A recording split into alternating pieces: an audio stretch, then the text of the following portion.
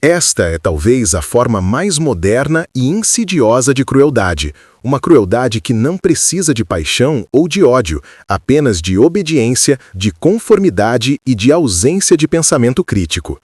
Ela demonstra como a violência pode ser organizada em escala industrial, não por monstros, mas por homens e mulheres comuns que renunciaram à sua responsabilidade moral. Esta banalidade do mal representa um aprofundamento da tese de Saramago. A crueldade não apenas foi acrescentada à violência, mas foi refinada, sistematizada e, de certa forma, democratizada, tornando-se acessível a qualquer um que decida não pensar. O que está por dentro de nós, neste caso, não é necessariamente uma maldade ativa, mas um vazio, uma ausência, uma superficialidade moral que permite as piores atrocidades.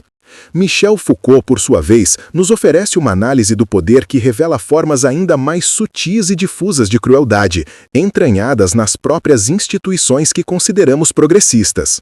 Em Vigiar e Punir, Foucault traça a transição de um poder soberano, que se manifestava através de suplícios públicos e da violência espetacular sobre o corpo do condenado, para um poder disciplinar, característico da modernidade. Este novo poder não busca mais o espetáculo da dor, mas a correção, a normalização e a vigilância constante dos indivíduos. As prisões, as escolas, os hospitais, os quartéis são laboratórios desse poder disciplinar, que molda as almas e os corpos através de horários, exames, classificações e da internalização da vigilância, o panóptico de Bentham. Poderíamos argumentar que esta transição representa um abrandamento, uma humanização das penas. Foucault, no entanto, é mais cético. Ele sugere que este novo poder é mais eficiente, mais profundo e, em certo sentido, mais perverso. A crueldade física do suplício é substituída por uma violência ortopédica que visa a alma, que busca controlar o indivíduo de dentro para fora. A ciência, a psicologia, a criminologia, a psiquiatria torna-se cúmplice desse processo, definindo o que é normal e patologizando o desvio. A crueldade aqui assume a forma de um controle biopolítico, uma gestão da vida, que, sob o pretexto de cuidado e melhoria, exerce uma dominação profunda sobre os indivíduos e as populações. É a crueldade do diagnóstico que estigmatiza, da norma que exclui, do sistema que produz corpos dóceis e úteis. Esta é uma crueldade sem sangue, quase invisível, mas nem por isso menos real. Ela se esconde na racionalidade da administração, na benevolência do tratamento, na objetividade da ciência. Foucault nos mostra como a crueldade, longe de ser um vestígio bárbaro, soube se modernizar, tornando-se um componente intrínseco das tecnologias de poder que governam nossas vidas. Ela se disfarça de progresso, confirmando a suspeita de Saramago de que as mudanças na superfície podem mascarar um agravamento das condições internas de sujeição e sofrimento. Diante desse panorama filosófico, a afirmação de Saramago de que o homem é o único animal cruel que de fato existe adquire uma ressonância ainda mais profunda e sombria. A crueldade parece ser a sombra projetada pela própria complexidade da consciência humana.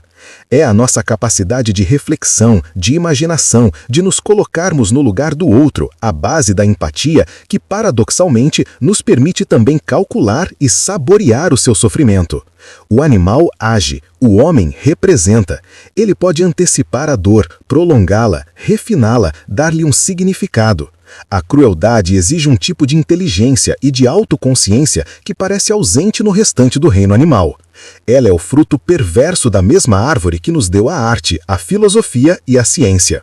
A linguagem, essa ferramenta distintiva da nossa espécie, desempenha um papel crucial.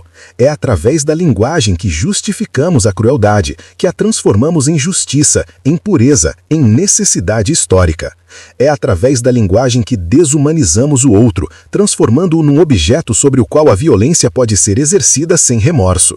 O judeu, o Tutsi, o Kulak, a história está repleta de exemplos em que a reclassificação semântica precedeu e permitiu o extermínio físico. A crueldade humana é, portanto, uma crueldade letrada, uma crueldade que se articula, que se teoriza, que se organiza discursivamente. Retornando ao ponto de partida, a lenta e incerta mudança do nosso eu interior. A constatação de Saramago não é um convite ao niilismo ou à resignação, mas um chamado radical à vigilância e à responsabilidade. Se a crueldade é uma invenção humana, uma possibilidade que reside em nossa estrutura psíquica e social, então a sua recusa também deve ser uma construção consciente. A compaixão, a empatia, a solidariedade não são talvez estados naturais garantidos, mas conquistas frágeis, exercícios éticos que precisam ser praticados incessantemente contra a corrente do egoísmo, do medo e do ressentimento. A crueldade é uma invenção humana, uma espécie de luxo macabro que brota não das necessidades do corpo, mas dos labirintos da consciência, da imaginação e da psicologia. Onde a violência é uma resposta a um estímulo, a crueldade é uma criação, uma obra. Esta tese saramaguiana nos obriga a dialogar com os grandes pensadores que tentaram decifrar o enigma da natureza humana. Thomas Hobbes, em seu Leviatã, oferece um ponto de partida sombrio, mas influente. Para Hobbes, o estado de natureza, a condição humana sem o freio de um poder soberano, é uma guerra de todos contra todos. O homem, movido por um desejo insaciável de poder que só cessa com a morte, é fundamentalmente egoísta e competitivo. Nesta visão, a violência não é apenas uma necessidade biológica, mas uma consequência lógica da interação humana na ausência de leis e de um poder coercitivo. A vida do homem no estado de natureza é solitária, pobre, sórdida, embrutecida e curta. Embora Hobbes não use o termo crueldade com a mesma precisão de Saramago, sua descrição de uma humanidade movida pela desconfiança e pela busca incessante de glória e poder abre espaço para a emergência de uma violência que transcende a mera sobrevivência.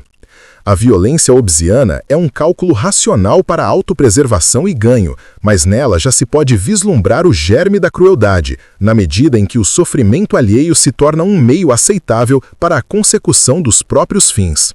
O pacto social, a criação do Estado, o Leviatã, é a solução artificial para conter essa inclinação destrutiva, uma admissão de que a nossa natureza, deixada a si mesma, pende para a barbárie.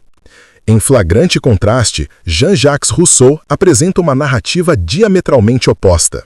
Em seu discurso sobre a origem e os fundamentos da desigualdade entre os homens, Rousseau postula a figura do bom selvagem.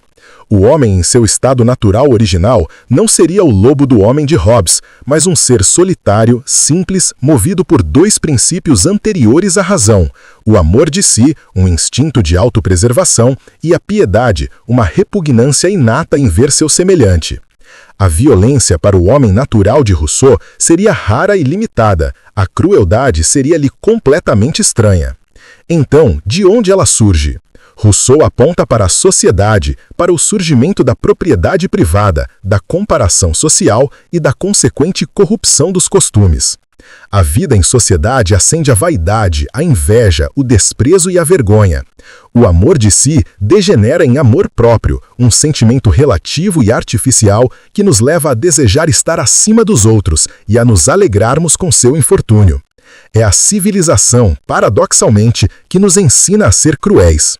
A crueldade, na perspectiva russoniana, não é um dado da nossa natureza, mas um produto tóxico da nossa história social. Saramago parece pairar entre Hobbes e Rousseau. Ele reconhece a violência como natural, em consonância com a base biológica que nem Hobbes e Rousseau exploraram da mesma forma. Mas localiza a crueldade como um apanhado especificamente humano, algo que acrescentamos. A questão que permanece é se este acréscimo é uma inevitabilidade da nossa constituição psíquica, como sugeriria uma leitura mais hobbesiana, ou um desvio trágico de uma natureza originalmente mais compassiva, como argumentaria Rousseau. Friedrich Nietzsche, com seu martelo filosófico, estilhaça qualquer concepção simplista de bem e mal, oferecendo uma genealogia da moral que ilumina as raízes psicológicas da crueldade de uma forma inédita. Para Nietzsche, a vida é fundamentalmente vontade de potência, um impulso incessante de expansão, domínio e superação. A violência e a agressão são expressões diretas dessa vontade. Em Para a Genealogia da Moral, ele distingue duas moralidades fundamentais, a moral de senhor e a moral de escravo. A moral de senhor, própria dos nobres e fortes, é afirmativa. O Senhor cria seus próprios valores, define o bom como tudo aquilo que afirma a vida, a força, a saúde, o poder. A sua violência é direta, franca, sem remorso, como da águia que captura o cordeiro. Não há malícia, apenas a expressão de sua natureza.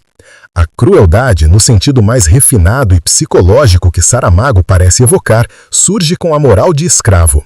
Os fracos, os oprimidos, incapazes de reagir abertamente, desenvolvem o que chama de ressentimento. É uma vingança imaginária, um ódio impotente que se volta para dentro e envenena a alma. Essa moralidade inverte os valores nobres. O que era bom, força, orgulho, poder, torna-se mal, e o que era característico dos fracos, humildade, paciência, compaixão, é elevado à categoria de bom. A crueldade que nasce do ressentimento é sutil, tortuosa, intelectualizada. Ela se manifesta na calúnia, no ascetismo que pune o corpo, na invenção do inferno para deleitar-se com o sofrimento eterno. Nietzsche argumentaria que a domesticação do homem pela civilização não eliminou seus instintos agressivos, apenas os internalizou.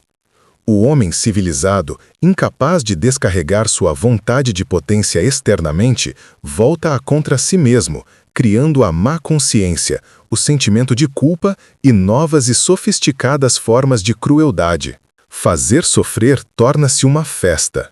Nietzsche escreve que ver sofrer faz bem, fazer sofrer mais bem ainda. Eis uma frase dura, mas um velho e poderoso axioma humano, demasiado humano.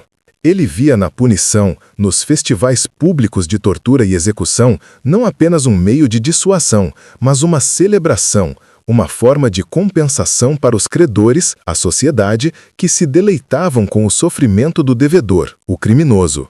Aqui, a crueldade é exposta em sua forma mais pura, o sofrimento alheio como espetáculo e fonte de prazer. A análise nietzschiana corrobora e aprofunda a tese de Saramago, explicando o mecanismo psicológico através do qual a crueldade foi acrescentada à violência. A repressão dos instintos e a transmutação da vontade de potência em formas mais venenosas e introspectivas de dominação. A psicanálise de Sigmund Freud oferece outra lente poderosa para examinar essa sombria adição à condição humana. Em O Mal-Estar na Civilização, Freud desenvolve uma teoria da psique humana em constante conflito. Ele postula a existência de duas pulsões fundamentais: Eros, a pulsão de vida, que busca unir, criar e preservar, e Thanatos, a pulsão de morte, que busca destruir, desintegrar e retornar ao estado inorgânico. A agressividade, a violência e a crueldade são manifestações da pulsão de morte dirigida para o exterior. A civilização, para Freud, é um processo erigido a serviço de Eros, cujo propósito é unir os indivíduos em comunidades cada vez maiores. Para que isso seja possível, a civilização exige a repressão das pulsões, especialmente as agressivas. O indivíduo é forçado a renunciar à satisfação de seus desejos mais primitivos em troca de segurança e vida em comunidade. No entanto, essa agressividade não desaparece. Tal como em Nietzsche, ela é internalizada. A pulsão de morte, impedida de se manifestar externamente, é assumida por uma instância psíquica, o superego, e voltada contra o próprio eu, gerando o sentimento de culpa. O superego passa a vigiar e punir o eu com a mesma severidade com que o eu gostaria de agredir os outros. O mal-estar na civilização é, portanto, o preço que pagamos pela segurança, uma felicidade diminuída e uma culpa crônica. A crueldade neste arcabouço pode ser entendida de duas formas. Por um lado, ela é a erupção da pulsão de morte que escapa aos mecanismos de repressão, a falha da civilização em conter a nossa natureza destrutiva. Por outro lado, ela pode ser uma manifestação perversa do próprio processo civilizatório. O superego, em sua função punitiva, pode ser sádico. A projeção dessa crueldade interna para o exterior, contra grupos considerados outros, bodes expiatórios, é um mecanismo psíquico comum para aliviar a tensão interna. A crueldade contra o herege, o estrangeiro ou o inimigo torna-se uma forma sancionada de liberar a agressividade reprimida, muitas vezes sob o disfrase da virtude e da justiça. A análise freudiana, portanto, sugere que a crueldade não é apenas um resquício de nossa animalidade, mas um subproduto complexo e paradoxal do próprio esforço de nos tornarmos civilizados. A afirmação de Saramago de que o que está por dentro muda às vezes para pior encontra um eco poderoso na ideia freudiana de que a repressão civilizatória pode gerar patologias e formas de sofrimento psíquico mais elaboradas e talvez mais dolorosas do que a violência direta do estado de sujeição e sofrimento. Diante desse panorama filosófico, a afirmação de Saramago de que o homem é o único animal cruel que de fato existe adquire uma ressonância ainda mais profunda e sombria. A crueldade parece ser a sombra projetada pela própria complexidade da consciência humana. É a nossa capacidade de reflexão, de imaginação, de nos colocarmos no lugar do outro, a base da empatia, que paradoxalmente nos permite também calcular e saborear o seu sofrimento. O animal age, o homem representa. Ele pode antecipar a dor, prolongá-la, refiná-la, dar-lhe um significado. A crueldade exige um tipo de inteligência e de autoconsciência que parece ausente no restante do reino animal. Ela é o fruto perverso da mesma árvore que nos deu a arte, a filosofia e a ciência. A linguagem, essa ferramenta distintiva da nossa espécie, desempenha um papel crucial. É através da linguagem que justificamos a crueldade, que a transformamos em justiça, em pureza, em necessidade histórica. É através da linguagem que desumanizamos o outro, transformando-o num objeto sobre o qual a violência pode ser exercida sem remorso. O judeu, o tutsi, o kulak, a história está repleta de exemplos em que a reclassificação semântica precedeu e permitiu o extermínio físico.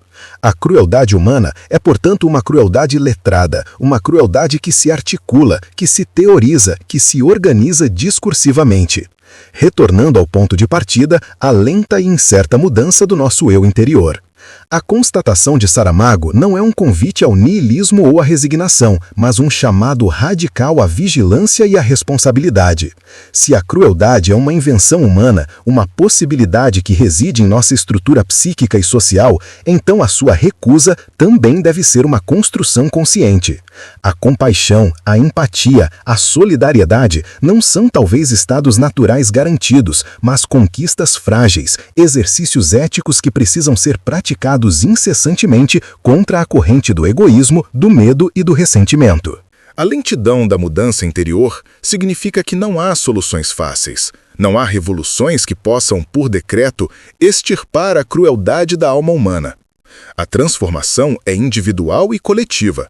Um trabalho artesanal e contínuo, de autoconhecimento e de construção de estruturas sociais que minimizem as condições que fomentam a crueldade, a desigualdade extrema, a humilhação, a busca desenfreada por poder, a obediência cega. O bife no prato de Saramago nos lembra da nossa inserção na cadeia da violência natural. A sua reflexão sobre a crueldade nos lembra da nossa trágica singularidade. Somos a espécie que chora seus mortos e que pode matar por prazer. Somos a espécie que compõe sinfonias e que organiza campos de concentração. Vivemos permanentemente nesta tensão, neste paradoxo. A sabedoria não reside em negar um dos polos, mas em reconhecer a coexistência de ambos dentro de nós. O que está por dentro de nós pode mudar para pior, mas isso implica, logicamente, que também pode mudar para melhor. A escolha, embora condicionada por milênios de biologia e séculos de história, ainda se apresenta a cada um de nós, em cada interação, em cada julgamento que fazemos ou que nos recusamos a fazer.